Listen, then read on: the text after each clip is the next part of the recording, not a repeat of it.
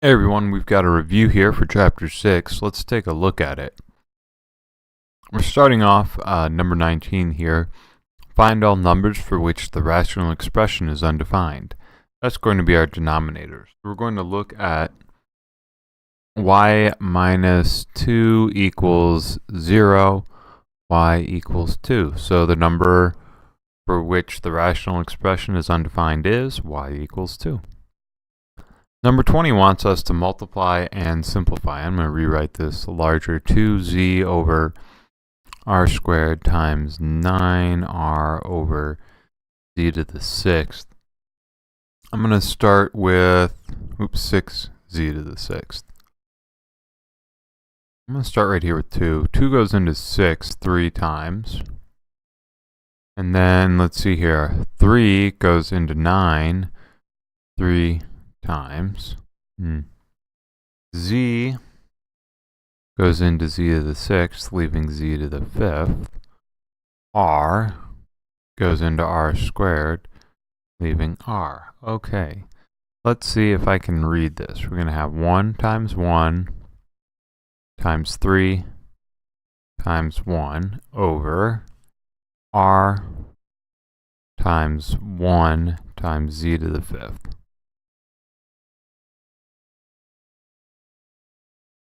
So that's 3 divided by rz to the 5th.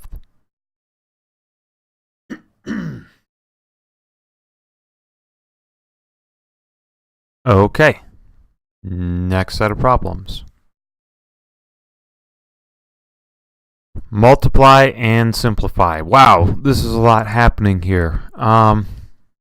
First, x squared plus x to the 4th, or plus 4x plus 4 is x plus 2 quantity squared.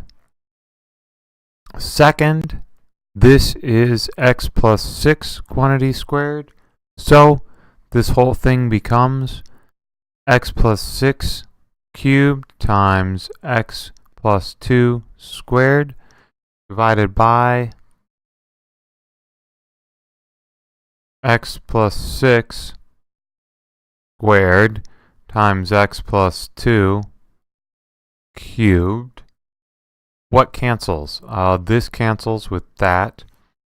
This cancels. That. There's going to be one factor up there. So we get x plus 6 divided by x plus 2. Okay. Next, divide and simplify. Well, let's rewrite z squared minus 4 as z plus 2, z minus 2.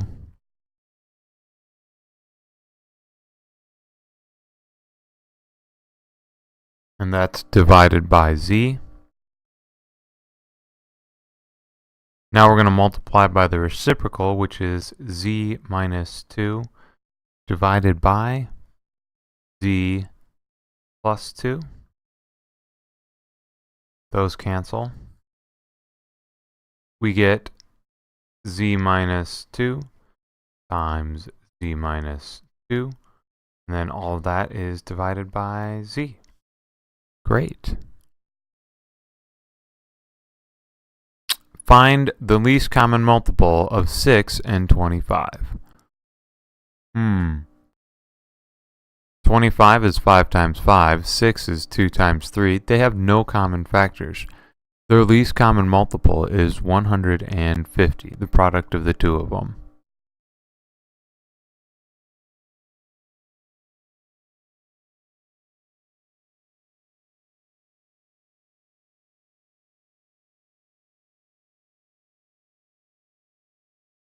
Add and simplify if possible. Well, we've got 3 divided by y plus 8 divided by y squared. We need this common denominator of y squared, so I'm going to take and multiply 3 over y by y over y. When we do that, what we'll have is 3y over y squared plus 8 over y squared, which is 3y plus 8 divided by y squared. And we can't simplify that any. So that's it. Next problem. Add and simplify if possible. Z plus 11 divided by Z plus Z divided by 11. My goodness. Our least common multiple here, or least common denominator, is going to be Z times Z plus 11.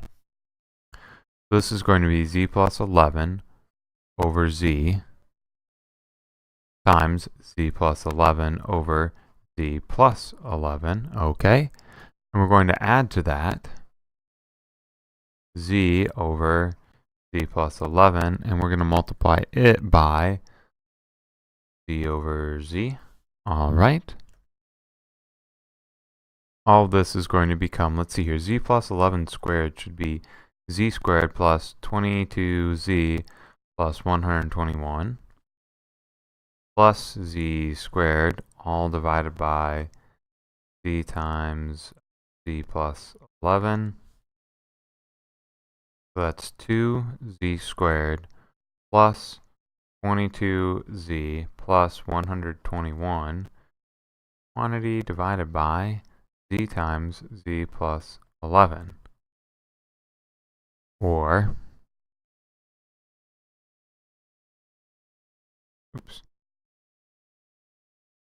in the context of the problem here, that should be what? Z squared plus 11Z. Well, the only one that has that is C, 2Z squared plus 22. Yep. Our answer is C. Okay. Let's subtract 3 divided by W plus 4.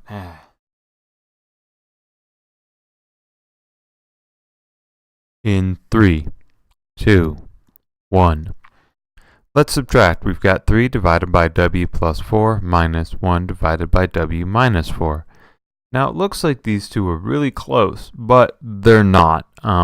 W plus 4, W minus 4, they've got nothing in common. No common factors. So this is W plus 4 and a 3. We're going to multiply top and bottom by W minus 4 over W minus 4. And we're subtracting from that W minus 4 with the 1. And we're going to multiply top and bottom by W plus 4. So we're going to get 3W minus 12 minus W plus 4, right? Minus that whole thing. Let's write this a little differently.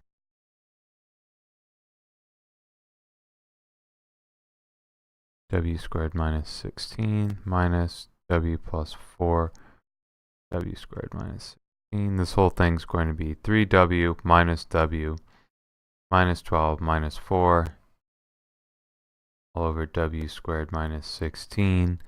This whole thing becomes 2W minus 16 over that denominator, 2W minus 8 over the denominator, which doesn't reduce. So we're done. Okay, let's subtract now x squared minus 1 for our first denominator and 1 minus x for our second.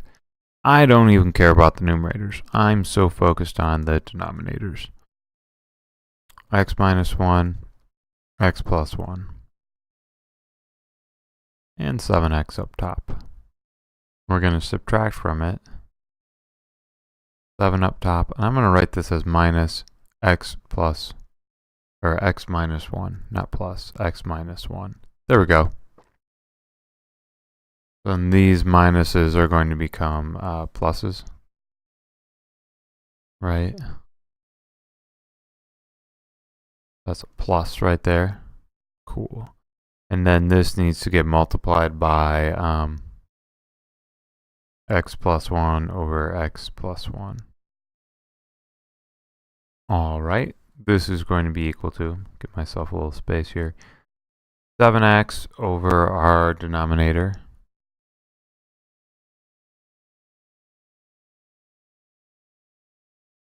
plus 7x plus 7 over our denominator.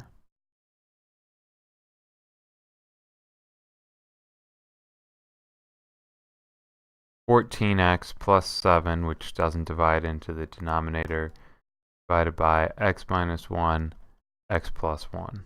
Cool. Answer B. Great. Let's simplify this expression, and I'm going to do it by multiplying everything by the denominator here, n. So I'm going to multiply this all by n, multiply this all by n.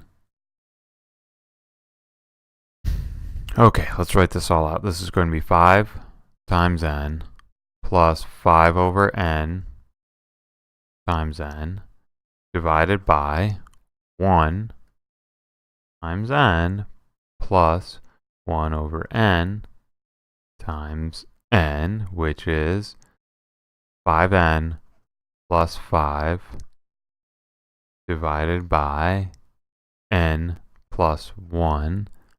Hang on. 5 times n plus 1 divided by n plus 1. This whole gosh darn thing is just 5. Cool. 29. We need to solve. We're going to solve by multiplying everything by x.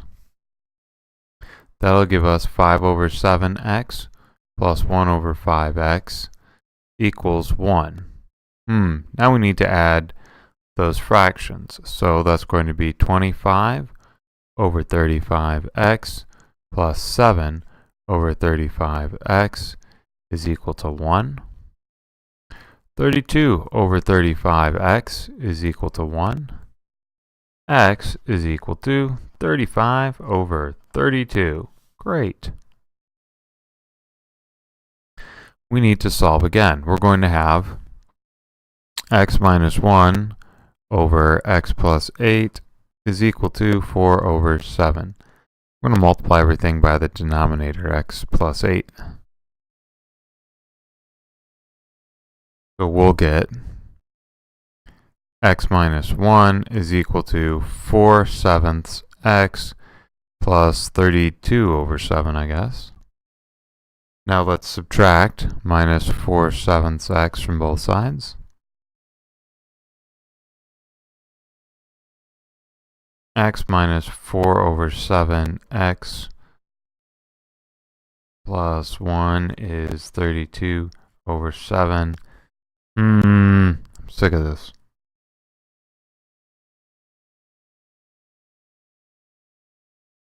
Multiply everything by 7, and we'll get 7x minus 4x plus 7 equals 32. That's so much better. Why didn't we do that to start?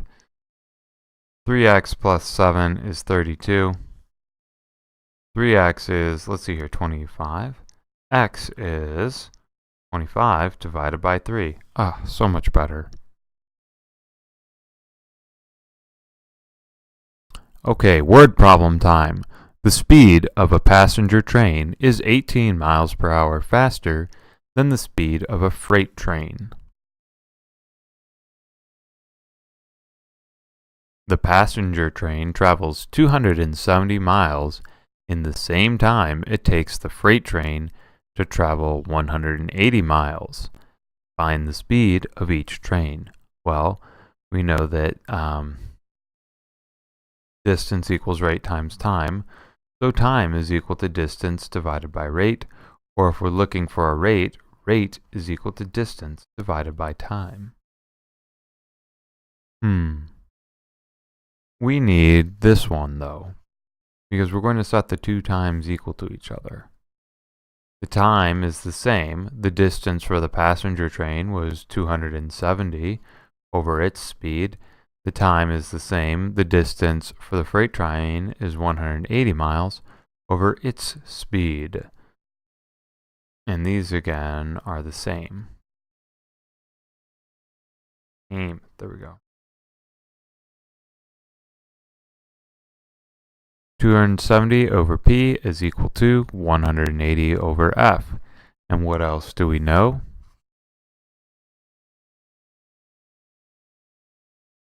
F plus 18. So 270 divided by F plus 18 is equal to 180 over F. 270F is equal to 180 times the quantity F plus 18. 270F is equal to 180F plus scratch work time. 18 squared is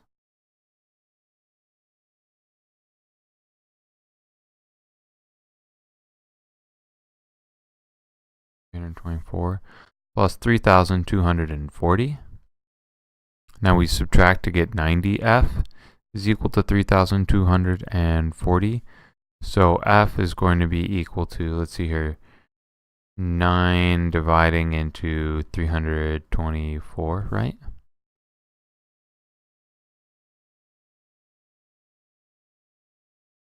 So that's 3 times. 54 is 6 times, so that's 36. And for the passenger train, 54. Cool.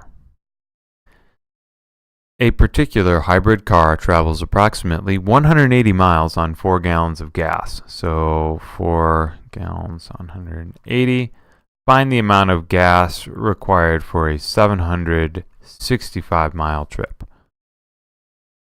We just need to set up a proportion. Gas is to miles. And then we can solve. The gallons of gas is going to be 4 times 765 divided by 180. Let's get to reducing here. I think that we can reduce, let's see, just 4 going to 180. I think it does, like 1 and then 4 times is 16, so 45. All right, 45. Let's write that out. 765 divided by 45. Well, we know 5 is going to go into both of them, so it's going to be something divided by 9. 5 goes into 765. Let's see here. 1, and then 5, and then 3 times. 153 times. And then 3 goes into here. 51 over 3. And then 3 goes into 51 17 times. 17 gallons. The amount of gas that we need is 17 gallons. Cool. All right, next problem. And we solved this, well, before we switch problems, we solved this using proportions.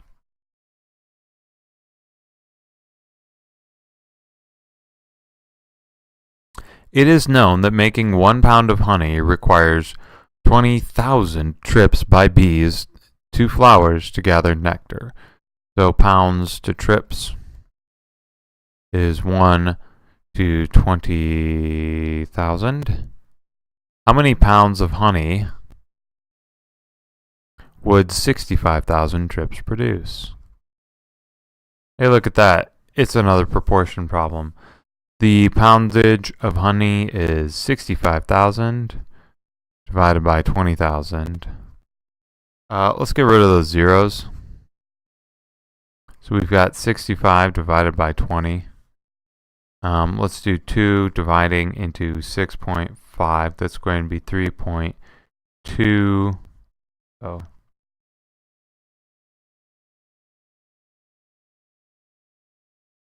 5. 3.25 pounds of honey. Cool. And it was, again, another proportion.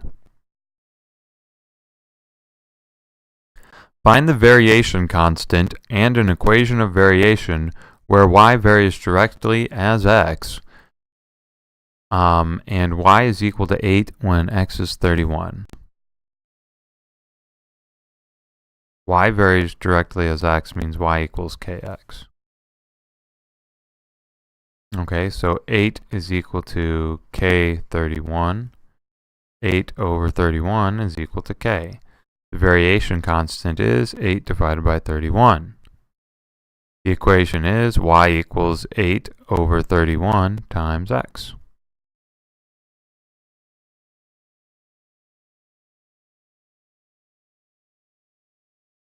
The maximum number of grams of fat that should be in a diet varies directly. Fat is equal to kW as a person's weight. A person weighing 126 pounds should have no more than 84 grams of fat per day. What is the maximum daily fat intake for a person weighing 30 pounds?